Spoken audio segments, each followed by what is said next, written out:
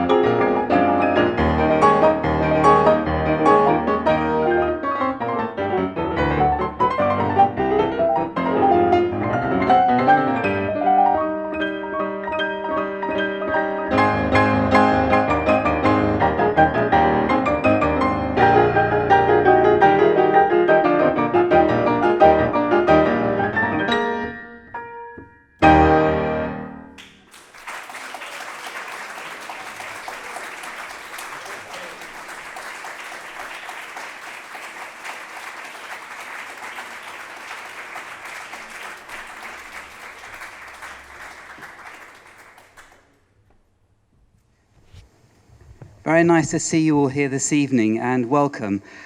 The first piece that we played by Bernstein, actually an interesting story about Bernstein. I hope you don't mind indulging for a moment, but I actually met him. I was a choir boy at Trinity School in Croydon, and we were quite well known as a boys' choir. And he came to conduct Stravinsky Les Noces, and it requires a boys' choir. And there was a group of a dozen of us who went up to the Purcell Room on the South Bank for an extra rehearsal with Bernstein. I'm not quite sure I fully grasped the kind of person I was in the presence of. I mean, that's often what happens in life. You meet people when you're young and you don't really know who they are, and perhaps they like that because you're very natural with them. But I think actually, if I had thought about it from my current eyes, I would have done what one of the boys did, which was to faint. But that wasn't. I think it was because it was extremely hot in the Purcell Room at that time. And I just remember, it's not very significant what he said, but he said, "Oh, poor little baby." That's what he said. I just remember it, and I must have been 13, something like that, but I remember that incident very well. And he himself confessed about this piece. This particular piece from Candide is the only really famous part of it. He conducts it very casually, with just sort of stirring the gravy from below waist level when he's doing it, nodding his head. Very fast in the orchestral version. But actually, I studied Voltaire's Candide for A-level, and it's really quite fake. The best of all possible worlds. What exactly is the best of all possible worlds? I think we live in a kind of superficial way of thinking. You know, people say to you, "Oh, you're going to be fine," or "You got this," and so on. Have we? Have we really? And I think that the thing I learned about Candide was that it's not necessarily the best of all possible worlds, unless you have this kind of optimistic attitude that's not grounded on anything. But if you've got faith, then you really do have something to be optimistic about. And I just wanted to say that as we journey from this slightly dubious piece that Bernstein himself said was just full of fun and frolic, through some of the things that we're going to hear this evening, hopefully you will see a journey from mourning to joy and from tears to laughter. The next two pieces that we are going to play are both inspired by gypsy tunes. The first one is the Four-Jack song My Mother Taught Me, and transcribed by this piano duet team from the States, Anderson and Rowe, and they really made it a rather flourished arrangement. Gypsy are often associated with refugees, difficult life that has to deal with uncertainties, often sadness, challenges, but those difficult circumstances doesn't stop them for letting their hearts sing out of joy.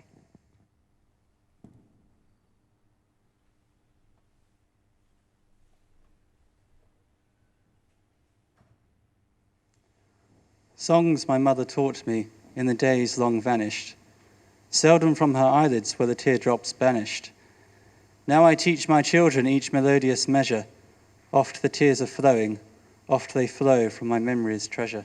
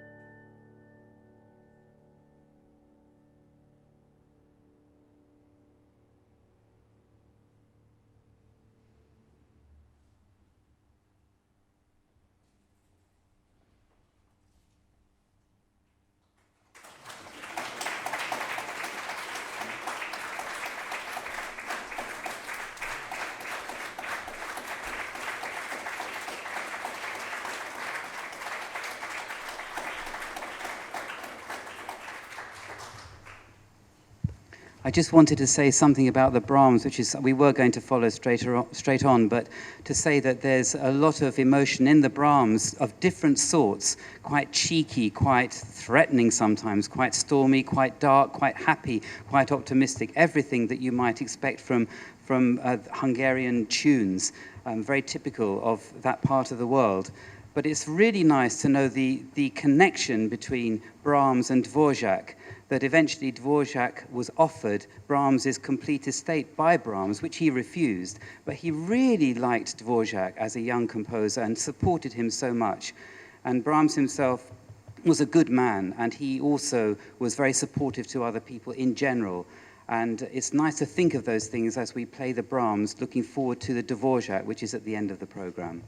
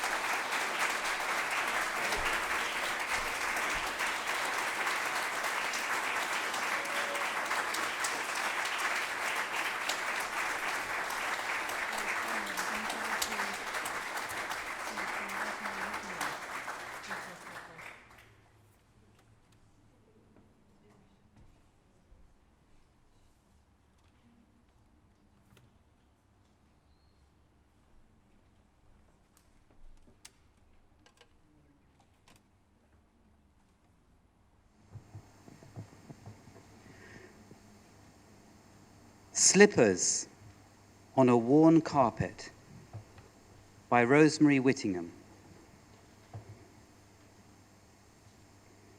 I loved to watch his feet, dancing shoes he wore, which was so funny, for he never danced, not once.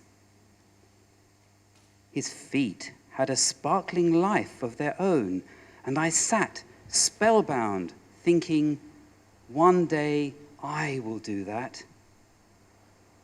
When everyone stood up, it was difficult to see. I was disappointed if my view was blocked by Mrs. Green's large frame or the voluminous overcoat of Mr. Harker, but I shifted and shuffled until the feet were visible once more. The black patent shoes swung from right to left, shot forward, backward, now apart, now together, interweaving heel, toe, toe, heel. At last, after hours it seemed, my mother turned to me and nodded, giving me leave to scamper up the aisle and slide alongside my father on the burnished organ stool. At that moment always we exchanged smiles of mutual pride and love. In old age, in Alzheimer's, I watch his slippered feet, still nimble, still playing, to the glory of his Lord.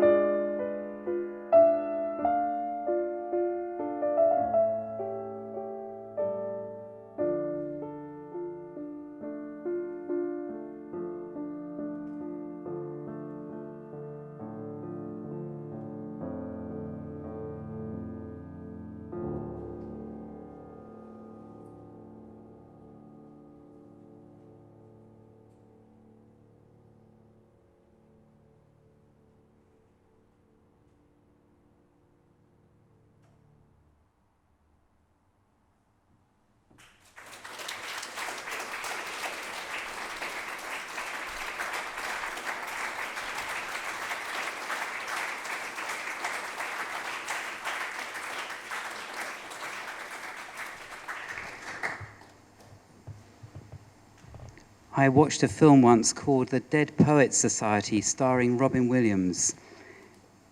We do have a very much alive poet here tonight. I just wanted at this point to thank Rosemary very much for her lovely poem that I read out just before. Thank you, Rosemary, very much.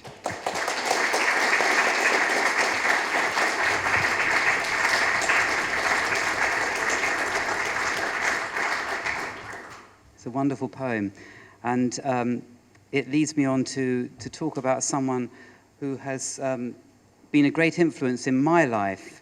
Sadly passed away last November at a grand old age. I won't say how much because it is extremely grand. And he was very much an influence on me because as a young pianist, I gave the first recital in his very modest music club in Tatsfield in Kent. And it was just a house concert with an upright piano and a few people, and it was concert number 1, and he went on to host many, many concerts of very well-known people eventually. At the beginning, I drew on him to introduce some of my friends who were up and coming at the time, and he willingly supported young people very much indeed. And I think I gave something like, in the end, I became good friends with him, it's always good, I gave some 60 concerts for his club over the years. And we remained friends, and I was actually best man at his second wedding. His wife passed away, and then he remarried, and I was his best man. So we were quite close.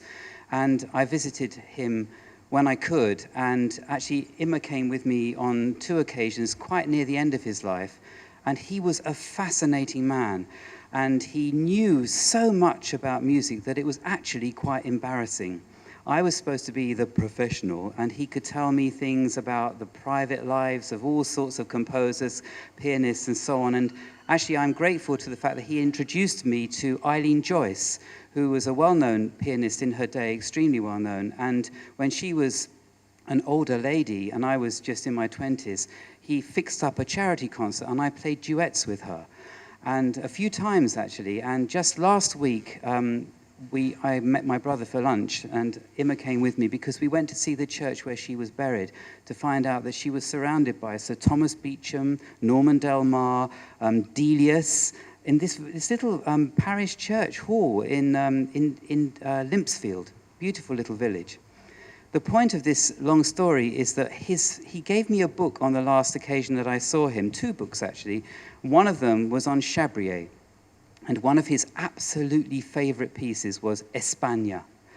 So although he can't hear it, maybe he's listening and looking down with great joy and dancing feet on our performance and attempt at a transcription of Chabrier, which is a tremendous orchestral piece. And in this arrangement, it's been arranged by Messager, quite a well-known French composer that I know through other repertoire. But I think he succeeds.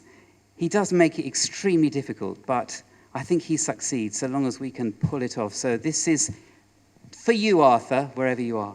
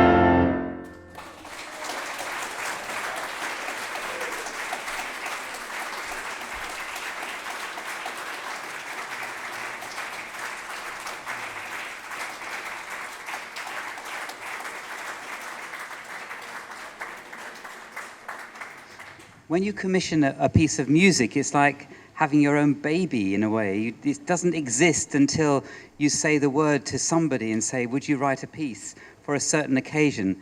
And this is what's happened with the next piece by Philip Wilby. Philip Wilby was quite a multi-talented person earlier in his life. I only knew him as a composer, but in looking back over his lifetime, he was a member of the National Youth Orchestra as a violinist, and actually that's all I know. I was very impressed with that.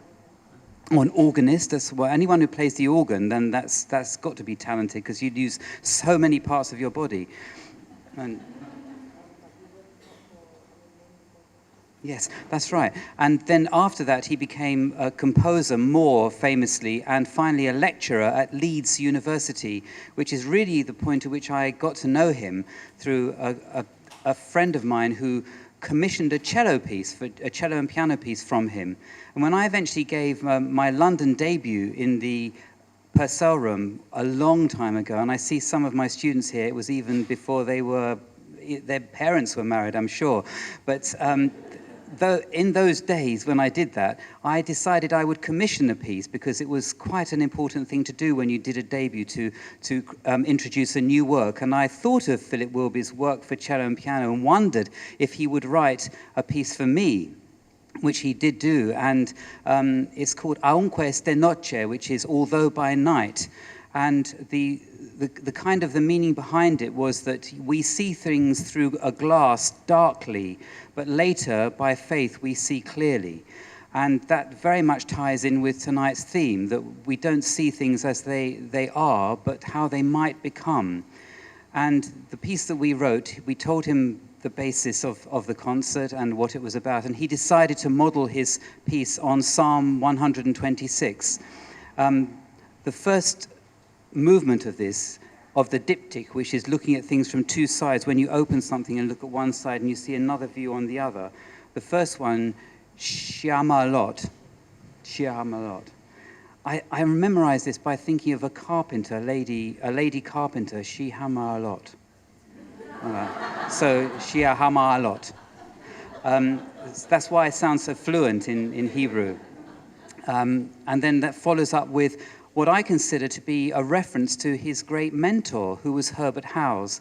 The Royal College of Music, where I teach and where some of my pupils that are here tonight go, there are lots of references to composers on the doors as you go into the rooms, and one of them has a door to Herbert Howes, and this was Philip Wilby's mentor and great inspiration. And when we come into the second part of the diptych, I feel very much his music. As a choir boy, I used to sing Howes, Magnificats and Nunc Dimittis, that kind of works, anthems by him. And I really feel it. And you'll feel when it breaks into that very English-sounding kind of modal writing that is so typical and so pleasant, this green and pleasant land.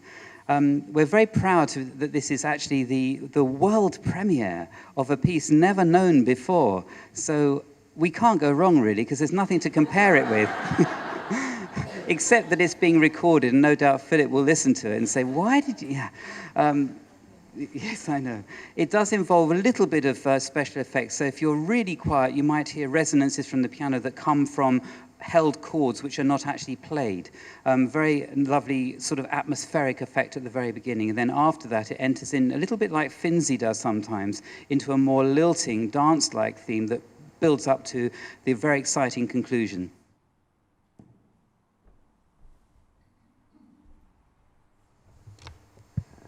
When the Lord turned again the captivity of Sion, then were we like unto them that dream. Then was our mouth filled with laughter, and our tongue with joy. Then said they among the heathen, the Lord hath done great things for them. Yea, the Lord hath done great things for us already, whereof we rejoice. Turn our captivity, O Lord, as the rivers in the south. They that sow in tears shall reap in joy. He that now goeth on his way weeping and beareth forth good seed shall doubtless come again with joy and bring his sheaves with him.